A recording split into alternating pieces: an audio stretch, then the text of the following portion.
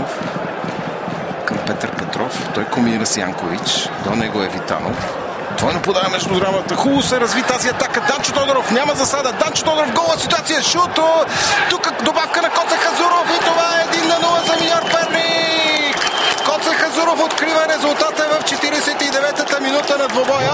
Най-сетне Миньор Перник побежда след толкова пропуснати ситуации. Коце Хазуров извежда чуковете напред.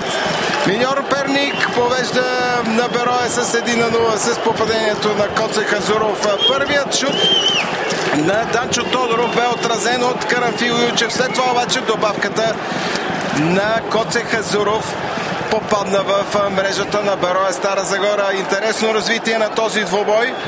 По-активните домакините стигнаха до гол и това ще бъде изпитание за тима на Илян Илиев. Бъдете сигурни, уважаеми зрители, че Илян Илиев няма да се примири с този резултат. Още веднъж тази ситуация. Как хубаво Коце Хазуров направи заслон, за да стигне топката до Йордан Тодоров. Той шутира. След това обаче тя попадна след отбиването от Карамфил Юйчев в краката на Костадин Хазуров. Той между другото успя да се справи с двама свои съперници.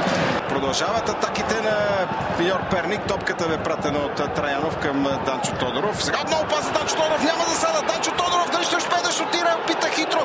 И гол за Миньор Перник. Този път голмайстор е Петър Петров. 2-0 само в рамките на 2 минути.